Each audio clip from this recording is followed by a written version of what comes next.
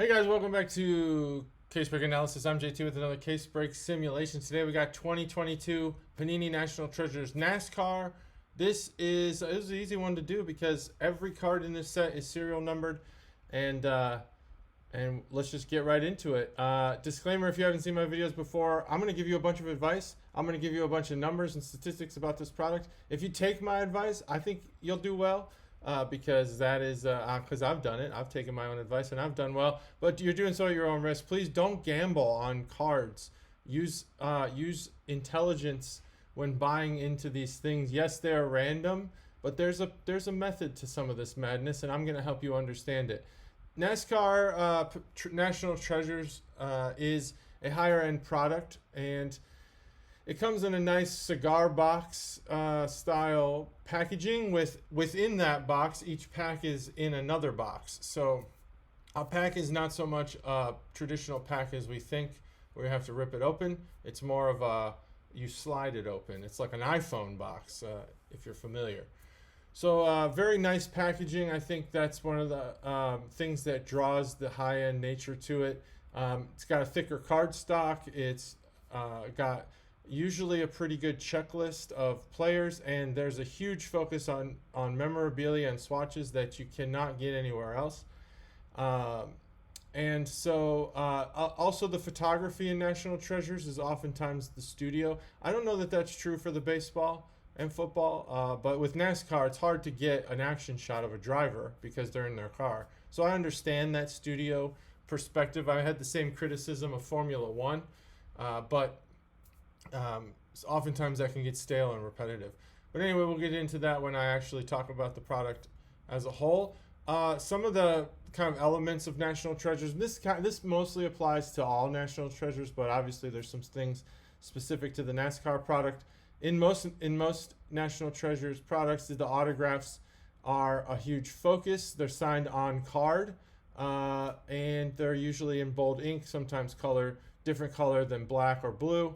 Not in that crazy Panini style like neon green, but sometimes you might get a red signature, you might get a gold signature, something like that. Then the memorabilia here is just unbeatable. I think that's the draw for even the other sports. In this particular product, you have fire suit, sheet metal, tire, glove, shoes, patch, hat, sponsor patch. They pretty much tore hats and shoes apart from like. They say you got to use the whole animal when you go hunting. You got to use the whole thing when you get National Treasures memorabilia. They use the sponsor patch. They use the snapback. I think that's just literally the snapback part of the hat, but I haven't seen an example. The brand logo, the shoe sole, the shoe strap, the shoe tongue. So pretty much every part of everything. They're gonna cut it up and put it into these cards. The cards do have a thicker cardstock, so it gives them that more durable and high-end feel to them, and the printing is kind of coated with a nice sheen. I don't think it's a foil, but rather just kind of a smooth feel. It doesn't feel papery. And then every card is serial numbered to 99 or less, so that makes this product pretty sweet. Not sure the set size, although there are 141. There is a base set that includes autos. Not all autos, just in this kind of basic set. There's 1 through 40 is your base, and then the next 10, 41 through 50, those are cars. There are pictures of cards or cars, not cards, cars. And then there's other ones, legends and rookies and such. And it goes up to 141, I believe, if I'm remembering correctly. So I don't know that the set size is determined because some of those, like the legends set, even the base legends are autographed. So I don't know. There's 8 cards per pack. 1 pack per box, and then 4 boxes per case. And again, these are those square cigar box style cards that have real nice look to them. I actually think that in certain cases of cards, like Topps Transcendent, Panini National Treasures, and a couple, I think Panini has another product that is a briefcase, and those are collectible. I like collectible boxes. That's pretty cool, although they do take up a lot of space. I don't have any personally briefcases. I'd really like to get one, but I think Transcendent comes out pretty soon, so maybe I'll get one. I'm not gonna buy it. I'm gonna be clear here. I am not able to afford Transcendent with cards inside of it. I might be able to buy an empty briefcase though. So anyway, let's get back to this product. 4 cards, 4 autograph cards, 3 memorabilia, and 1 base or parallel per box. And they do claim that you're going to get a booklet in every box. So it's 4 booklets per case. That will replace the memorabilia or autograph card.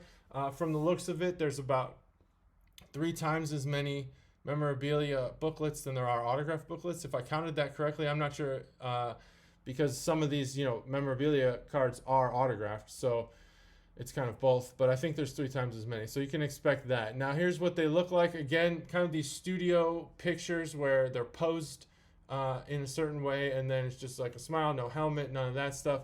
Although I kind of dig the helmet photos when they have them, and I think that there's a way to kind of action this up. There's a lot of, when I researched this product, there's some people who describe this as capturing the excitement of NASCAR. I disagree completely.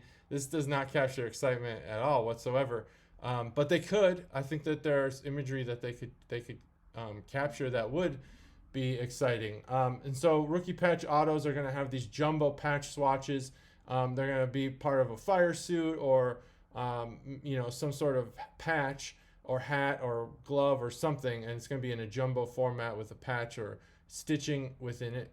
And then this autograph should be on card, although this gives the illusion that there might be a sticker. There's not. It's on card. This is too high end of a product to be doing sticker autos.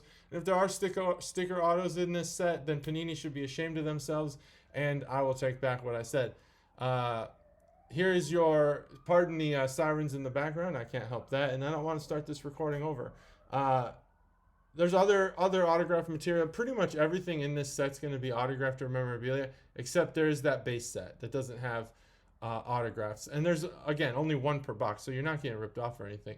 And sometimes the base set's nice to have.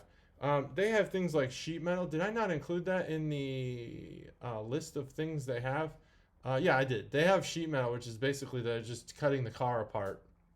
And then, there's autographs, there's things, patches, gloves, all that stuff. And it's a lot of this, if not all of it, is race used, race worn, race used, including tire swatches, which are driven on, which I think should increase the value of that. That's a pretty rare thing to get, I think. Although they do burn through tires pretty quickly, literally. And Rising Stars, that's a set that is autographed, and then Legendary Signatures, that's another autograph. Tony Stewart there. You got a lot of more legendary guys. I was researching this, and I saw some information that there might be a Dale Earnhardt Sr. cut auto somewhere, but I was not able to find any information about that. So not in this set, in the 2016 product. But I looked at the 2016 checklist, and I didn't see it. So I don't know. The Legends, though, the focus on Legends, that is pretty nice. Fastlane, there you go. Fastlane is a card that includes the driver and the car. I think it'd be kind of cool in some of these cards to not... You can capture the driver, again, without the portrait. Maybe do like a celebration one where after they win and they have their helmet off, whatever the case is. I don't know. I just feel like maybe these are kind of boring pictures. For a high-end... I know a lot of you guys don't care about the pictures. You don't care about the photos or what the cards look like. You just care about the subject, the rarity, and the autograph. And that's fine because you're not collectors. You're mostly investors. But for a collector, these cards need to be amped up. They don't look that good. The base set does look pretty good. I like this base set. See, this picture obviously was not taken in a studio. It's not just kind of like a person looking at a camera. She's probably walking down some part of the racetrack after a race or before a race, or after, practice or something. So there's the possibility that you're going to get some better photography, but the background of these cards looks nice. And on that thicker card stock, this actually feels like a nicer card. And then there are parallels. So let's talk about how much you should probably pay for each of these subjects. So there's not teams, there's drivers. There are teams, but I don't think a lot of breaks are using the teams. Yeah, there are NASCAR teams, and some of these drivers are part of the same team, but largely they're split by driver, or you'll do a random break. Now, if you haven't seen my videos before, I'm going to explain this real quick. If you have, you can probably zip ahead a couple seconds, maybe 30 seconds to a minute. The cost of this box, of the case, is actually at Steel City are $1,700. The reason why I use that price is because breakers get a discount. Yes, they get a distributor's discount, but then they mark up the prices unless they're kind of screwing over themselves, cutting their own profit. They're going to mark up these boxes. And I think a reasonable markup is right back up to the retail price.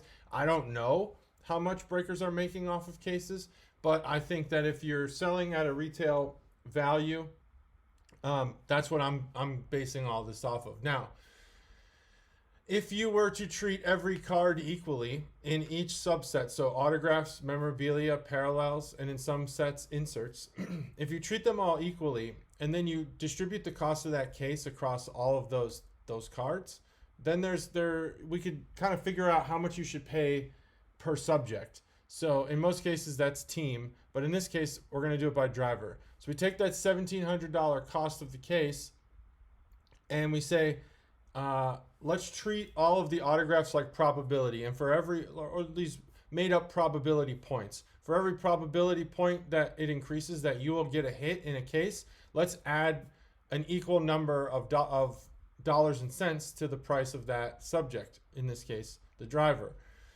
So what that means is that the higher the probability of getting a hit, the higher you should pay.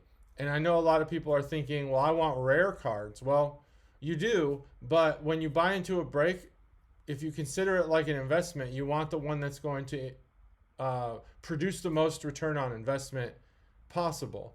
And that is the teams and the drivers with the highest probability of you getting a hit. So what we do is we distribute the cost $1,700 across all autographs equally, and what we wind up getting is this order, this rank order, where Jimmie Johnson is the best driver you can buy. He's got 524 autographs in this set, and you should pay around $55 if we do it that way. There are plenty of drivers. There's 108 drivers in this set. There are plenty that have 0 autographs. And so we are not going to put any cost on them specifically for autographs, but there'll be a cost for them for something else. So if you want to know how much to pay for Jimmie Johnson, just for his autographs, we're talking around $55.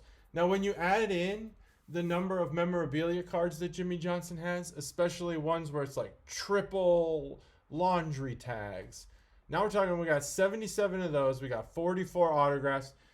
Things can get a little bit out of hand, and I don't have a single price that I'm going to tell you to pay. I'm just telling you that if you're seeking out autographs, these autographs are distributed throughout this product in such a way that it's reasonable to pay about $55. But the probability of getting a Jimmie Johnson hit is actually much higher than it looks just from the autographs, because he's got 77 memorabilia cards, actually 1,182. And what these numbers mean, the difference here is this number is the number of unique cards, not including print run. Once we include print run, now this is how many, if you were to buy every single case of National Treasures NASCAR, you would wind up with 524 Jimmie Johnson autographs, 1,182 Jimmie Johnson memorabilia cards, and 0 parallels. So that's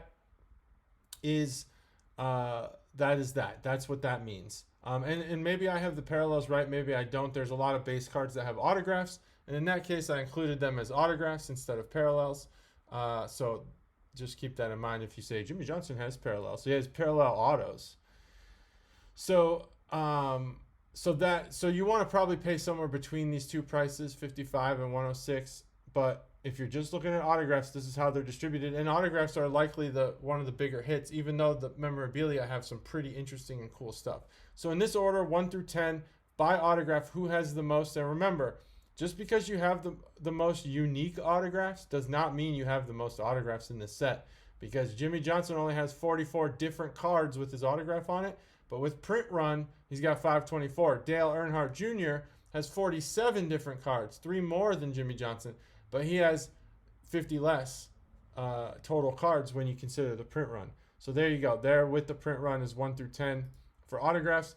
There is 20 or 11 through 20, and then 21 through 30. You can take your screenshots. Here's the guys with the least amount. These guys have 0, guys and gals. There's women in this product too. A lot of people have 0 autographs. Here's some with just 1. There's a dual dual auto with just one. So you don't want to seek out those rare dual autos that are one of ones, because if you're buying into a break based just on that, guess what? 99% of the time you're not going to get that card. There is a chance, but it's very small. So there you go. There's that list. That's in order of autographs. Now, in order of memorabilia, if you're seeking out memorabilia cards here, Jimmy Johnson has the most. He has a lot more than everybody else. Then Kyle Busch, then Bubba Wallace, then Daniel Hemrick.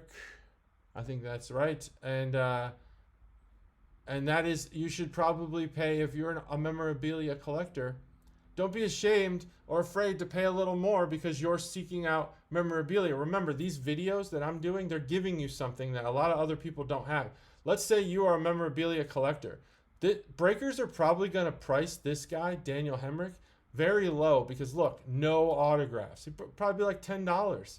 Go buy that guy, because the likelihood of you getting a hit, the probability of you getting a memorabilia card, maybe a tire, maybe a hat snapback, they're high, very much higher than a lot of guys that are being bought for the number of autographs. This guy has more memorabilia cards than these guys have in autographs. So the probability is much higher. Go for it. And that's why I do this, because I'm trying to show you that when we rank these by how many cards, look, I'm telling you, I've seen it a million times. Breakers are going to price their cards, the teams or the players, mostly by how many autographs there are. But if you're doing this as an investor and you look at this not like gambling, but at like a business, all you want is the guys and the teams who give you, guys and girls, and the teams who give you the highest probability of success. And that's why I'm doing this. So these people have good memorabilia. You could get some really cool stuff, some booklet cards, some one-of-ones, some tires. So there you go. So that's 1 through 10 for memorabilia. That's 11 through 20. Take screenshots. Remember now, take screenshots. And that's 21 through 30. If you don't see their name on this list, just look at that price and think, I got to pay less than that. So Jeff Gordon, he comes in at number 30. He's got 254 memorabilia cards, about $22, $23 there. He's got 267 autographs, $27, $28 there. Just, somewhere in between those prices is what you should pay.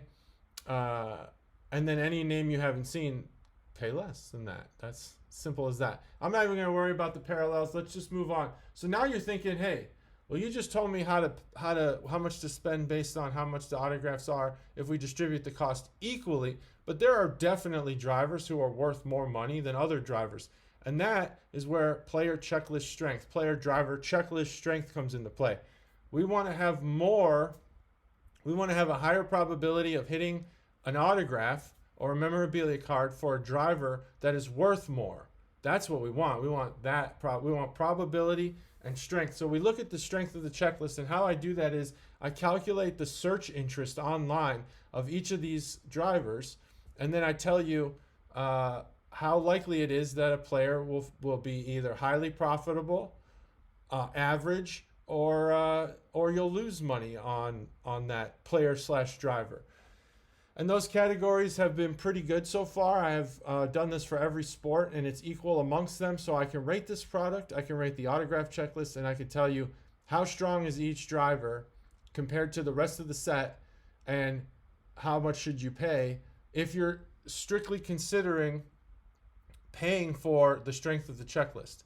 Well, 47% of this product falls in a 4 or 5. That's actually really high for Panini, moderate to high, I say here. It's lower than expected for National Treasures. I would say this probably should be about 60% or higher for all of the people in the checklist to fall in a 4 or 5. You should be making profit, because that's the argument. They say, oh, this is gambling. You can't make a profit on every card. That's totally true, but I'm going to have to disagree that these high-end products can't be a lot more profitable than lower-end products. You can put watered down autographs in Don Russ, but you shouldn't be putting them in National Treasures. So 47%, it's all right in a 4 or 5. The rest of the cards are either going to break even, sell at a loss, or not sell at all. I think the highlights of National Treasures NASCAR are the memorabilia. That's my opinion. The total product strength for this is going to be a 3.5, and that is based strictly on the distribution of all the players for memorabilia and autographs and parallels across those rankings 1 through 5. So even if you try to sell your memorabilia cards, because this number here is 47, this is just for autographs.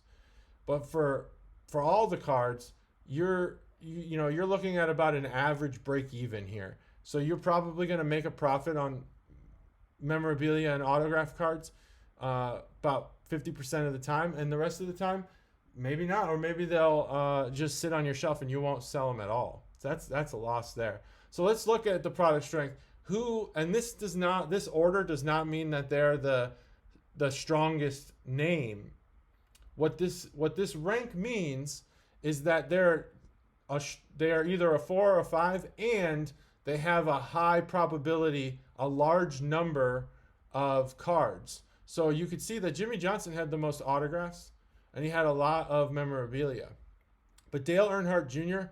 is a stronger name, which applies a heavier weight to his autographs, which gives him a higher ranking on this list. And this is just empirical. I'm not putting my opinion on this. I don't know whether Jimmy Johnson or Dale Earnhardt Jr. are more popular, easier to sell, or more profitable in sales of their sports cards and memorabilia. All I'm saying here is that based on the popularity of these players online, the amount of searches happening for their sports cards and memorabilia, this is the ranking that falls into. So it's all empirical. Again, no opinion here.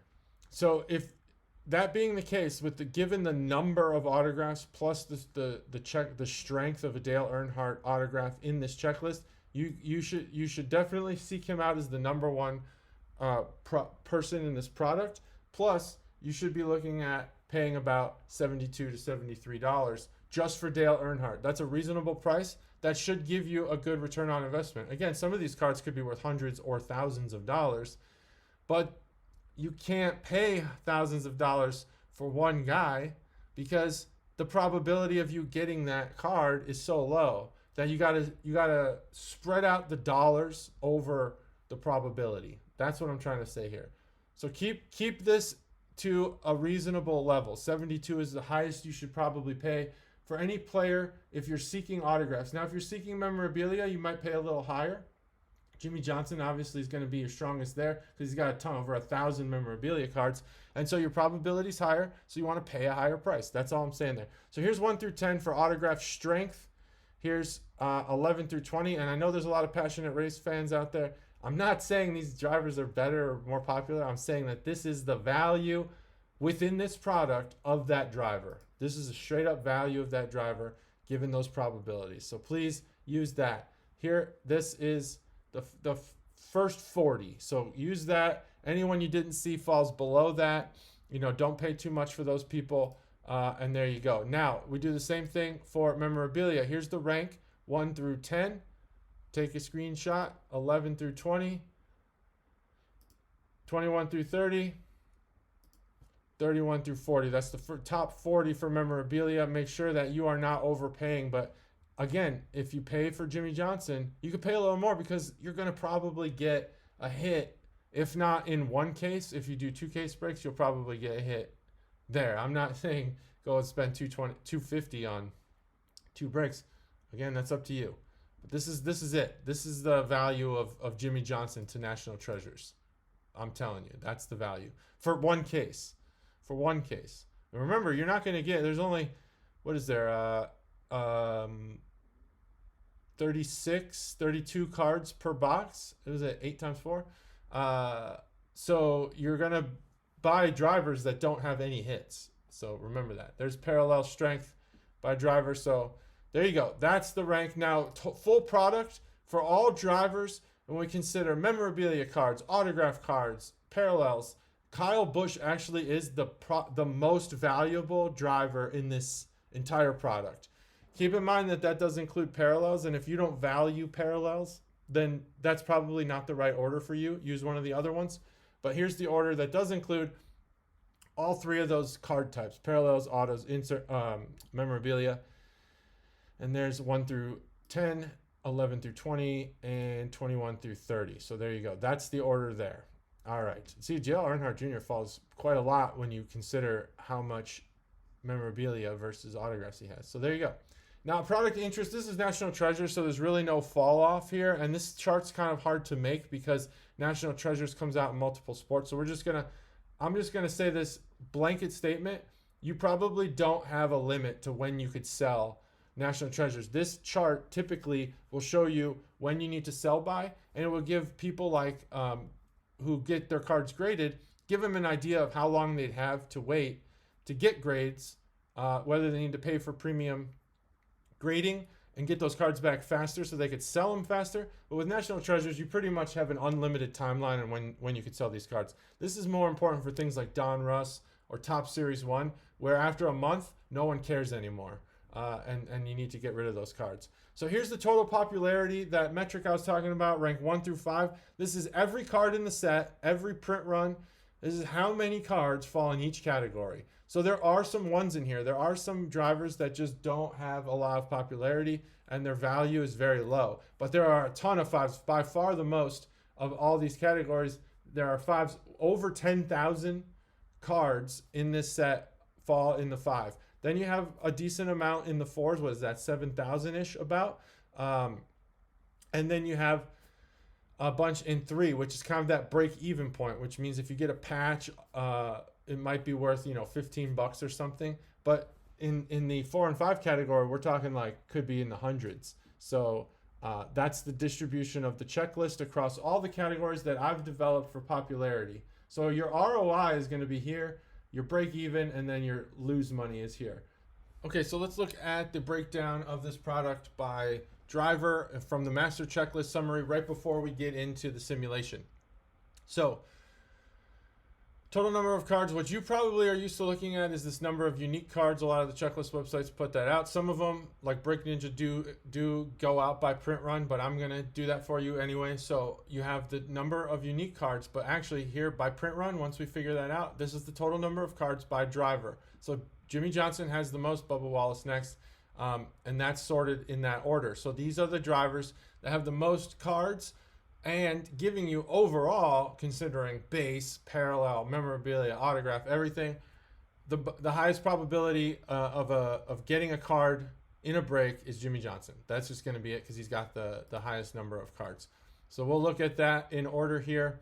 There is 11 through 20, 21 through 30. Go ahead and take screenshots so be informed. When you're buying into breaks, that's page 6 there. Or actually, that was page 5. This is page 6. So that's the top 60 drivers by the number of cards that they have. Usually this is by team, so it's much quicker to go through. But that's it. If you didn't see the name in those, then they're lower than that. Just when you buy into these breaks, remember, just because this guy's got 104, Kyle Busch, but he doesn't have more cards than the driver with 85 because there are cards here with a higher print run. That's what you need to consider there. So let's look at print run. If you're interested in getting one of ones, or maybe you pull a card that's out of 10 and you're like, how many cards out of 10 are actually in this set? There's a ton. There's 5,020. There are 858 one of ones, which for this product makes sense because it's a high-end product. You should get a lot of rare cards. But sometimes it's weird to think about it like this, especially if you haven't seen my videos. I try to explain this each time. Getting a card numbered to 2 is actually harder to do than getting a one of one because there are less of them.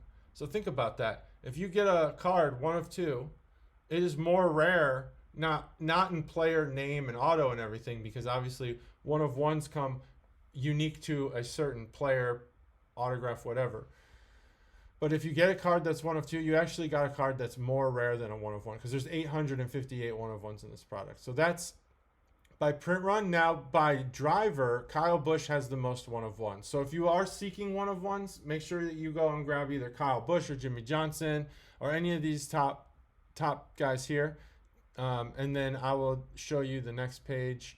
Or I'll just try to show you the people with the least. These are the dual autos. So let me make sure, see where we get. So some of these individuals that aren't dual, they have 1. So like Austin Cindric, Benny Parsons, they have 1.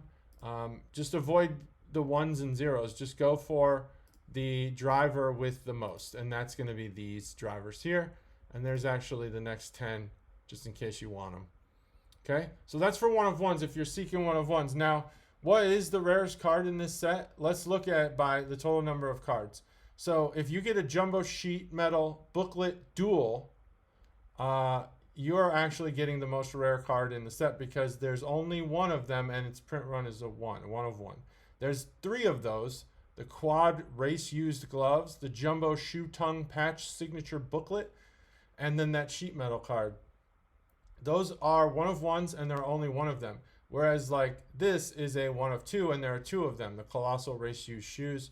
So if you get that, there's 2 of them in existence. You know, that's less rare than something that only has 1 in existence. And this mirrors that one of one rarity thing that I talked about earlier. Because like for this one, for example, quad race used tires prime platinum blue. Yes, it's a one of one, but there are 2 in existence. So is that more or less rare than one that has 1 in existence? It's obviously less rare. So that's what I'm trying to get at here. The most rare 3 cards in this set are these. And there's no reason to show that for analytics purposes. Just if you pull those, you've gotten one of the most rare cards in the set. Congratulations. And so now I do simulate these case breaks. I simulate 20 of them. First, I'm going to show you the results for 1 case only. Then I'm going to show you for all 20.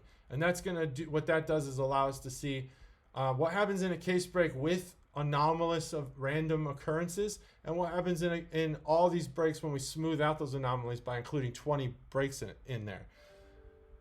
So in that case, here's case number 20. Here's the lowest print run card I was able to get in my 1 case break was actually out of 5, so I didn't even get a one of one in that. And I think that one of ones, based on my calculations, should be 1 every 3 or 1 every 4 cases. If they're spread out that way, you're not going to get 1 every case. Because there's going to be, maybe every other case. I don't know how many cases there's going to be.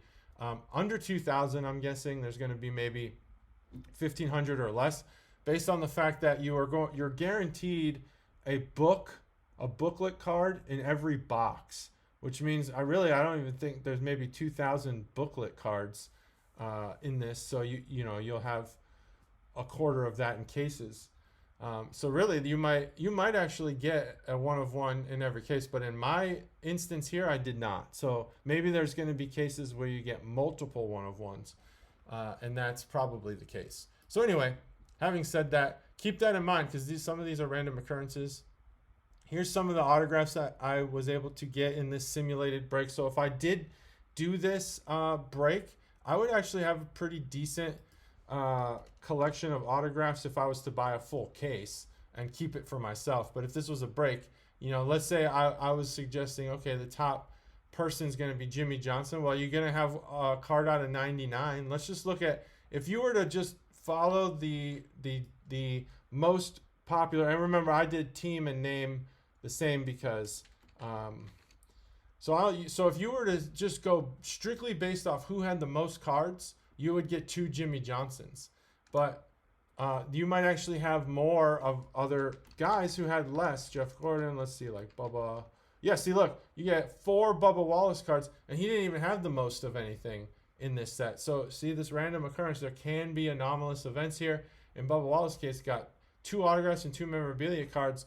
One being a triple race used sheet metal card, which is super cool. And there's 3 relics in that card. And then the jumbo booklet, which is one of the booklets. Let's see what the other booklets are. I should have 4, 1 per box. And so 3 of them wound up being memorabilia, and 1 of them wound up being an autograph. So we got the Jumbo Tire Prime signature booklet, the Jumbo Shoe Sole signature booklet, Jumbo Tire signature booklet. None of these are one of ones, which is kind of crazy. And Jumbo Sheet Metal booklet duel. So that's what happens in a 1 case break, where I consider the configuration of what you're supposed to get in the case break, and then I just run a simulation. So how many autos, how many memorabilia, how many base cards, if I have pack odds, what are they? Things like that. And then I run the simulation. So with that, I did get, again, 4 Bubba Wallace cards, 2 Jimmy Johnson, 2 Kyle Busch. So it's somewhat similar to the configuration of how they are in the actual occurrence, the frequency of cards per driver. where Jimmy Johnson was on top, but a little different. And then the ones, these aren't going to be in any order, so just ignore that. Again, didn't get any one of ones. I like to show kind of just a little highlight reel. And then I got some booklets here. And then Fire Suit Signature Silver. I did that because really what I was alluding to with notable cards here was either the booklets or something that says signature in it, and not autograph, because sometimes that just means higher end. I didn't really know what to do here, so just did that. Don't even worry about it. Notable cards, we got some books, and that's cool. The one of ones, now we're going to get into the 20 cases. If we were to break 20 cases of National Treasures NASCAR, how would that look? What would that look like? Well, we would get, looks like, let's see, 2, 4, 6, 8, 10, 12, 14, 16. I might have lost count because I was going too fast. About 16 one of ones. So to get 16 one of ones, you need to break 20 cases. So yeah, you're not even getting one per case in this example. But I don't put the case number that was in. So some of these might have come in the same case. And there's some cool stuff here. I mean, I'm not going to read them all out, but there's what these were. So 16 one of ones for 20 case breaks. Now, notable cards, again, things with signature or booklets. Kevin Harvick, that's cool. Anyway, every card in this set's cool, so that doesn't really matter. Now, for the 20 cases, this is going to be different than the one case, because now we're able to kind of say, without these anomalous random events, what is actually happening in 20 case breaks. Well, Kyle Busch gives us the most cards, 27. Then Jimmy Johnson, then Bubba Wallace, and in that order. So these are the drivers that give us the most cards when we simulate how these cases are collated and configured. So there's some others with just one. There's some that we got 2 in 20 cases. And there's some of the ones at the bottom. So let's just go back to the top. And there they are. And here's the second page, just in case you're wondering. Some other drivers. There they are in that order. So those are the drivers that we got the most cards for. Now, who did we get those one of ones for? Well, we did get 2 for Noah Gragson. Not somebody I've ever heard of. I don't really watch a lot of NASCAR, so don't know all these names. But that was the only person we got 2 for. So maybe that means something. Maybe that's somebody that might be a sleeper you can buy for cheap and maybe hit a one of one. And then there's the rest of them that we hit. All these other print runs doesn't really matter, I don't think. And then by card type for each driver, this is usually the best indicator when we do teams, which team to buy. But if you're going to buy in by driver, in the simulation of 20 cases, we got 12 autos of this guy, Jeff Burton. We got 11 of Jimmy Johnson, 10 of Danica Patrick, etc. You can read them yourself. And then here's the ones we got less of. And I'll go to the next page so you can see that. So by autographs, we do get a lot of repeated names in here, but some more than others. And that's important because if you want 1 hit, that's great. If you want 2 hits, that's way better. Okay, so then we go by memorabilia. Who did we get the most of? Jimmy Johnson. He's got a lot, over 1,000. If you bought every case. But we buy 20, and we got 15 Jimmy Johnsons, 14 Kyle Busch, etc. Read as you want, and then we'll go to the next page there. There you go. Actually, I didn't scroll down enough on the first. There you go. There's a bunch. So for memorabilia, these are the people that have given you the highest probability of hitting a memorabilia card, and these are the people that give you the highest probability of hitting a parallel. Not very common, so we're not even really going to worry about that. Now, overall, I think that National Treasures is a pretty sweet product, although I don't really like the photography. I think it could be better. It could be amped up. The base cards do look decent, and I think the material, the high quality materials, that's more I'm talking about the memorabilia, but actually the materials used in printing, the thick cardstock, the ink, the kind of gloss that they put on these cards, they're nice. I think these cards have a high-end feel. They look great. They do scratch easily, so be careful there. I think the base set looks cool. The photography is better on the base set than it is on any of the autos and memorabilia cards that I've seen anyway. And then like things like tires, gloves, patches, snapback hat pieces, awesome. The rarity is there because every card is serial numbered to 99 or less. And I think there's a good connection to NASCAR. I don't know particularly a lot about NASCAR, but I think that they do a decent amount in keeping some of the legends, in this product. So there's some bad stuff. I think it's too high. It's a high cost with a low number of cards, and what that winds up doing is it creates these vacuums, these gaps where people can buy into a break and get no hits at all. I think that kind of sucks. But a lot of breakers do make up for it now when you don't get a hit. But hey, there's going to be a lot of cases where you're not going to get a hit. And then I think the design is redundant, as I mentioned with the photography. A lot of you guys don't care about the design. I care about the design. And I think, it's a good set and it's very sought after, a lot of excitement, whatever. People who appreciate the artistry and excitement of NASCAR, I don't think so much the excitement. I kind of took that from a website. No, I don't think the excitement's there, but the memorabilia is pretty sweet. Now, who should buy this? Little change from the last time you've seen this chart. Here's all the options here for what each of these different types of collectors might want to buy. There's no retail for this. There's hobby. You obviously singles after the breaks are done. The breaks, and then or just don't buy it. Casual collectors and collectors on a budget, just avoid this product. I think if you're a casual collector who collects individuals, wait for the singles. Don't spend all your money on breaks because when you have 32 cards per box, there's a chance you're not going to get anything.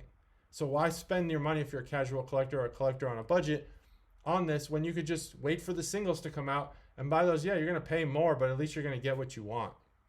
People who like to get things graded, yep, this is a good set to get things graded. These cards look awesome in a slab. The only criticism I have with National Treasures in a slab is the amount of cards that are horizontal, and that makes the slabs kind of look stupid because you have to lay them down. So until they come up with a slab that is horizontal, that's a problem. But yeah, go ahead and get in, buy breaks, buy boxes even if you want. But I would just breaks and singles is probably where it's at. Investors, just buy everything. This is a high-end product, so you should be fine. Set builders, don't even try. I think the print run's too limited, and too many people are going to keep their cards that you're probably never going to build the set fully. And I'd appreciate it. You prove me wrong, but I don't think you will. And the kids, obviously this isn't kids who collect and know what they're doing. These are kids who make messes and have mac and cheese all over everything. Keep this product away from them. Even the base cards are worth a good amount, so it's not a product for kids. And then for team breaks or driver breaks, yep, get in those. And random breaks, which is what I think most of this product's going to be, go ahead and buy in. You might pay too much for a random assignment of a driver that isn't going to return any ROI for you. And you might pay some money for a driver that doesn't hit at all. But there's so many drivers that I think the random is probably the way to go. So there you go. Go ahead and buy in. That's it. That's 2022 National Treasures NASCAR. There it is. Thanks for watching. Let me know in the comment section what you like and don't like, what else you want to see, and other stuff. Thanks for watching. Bye.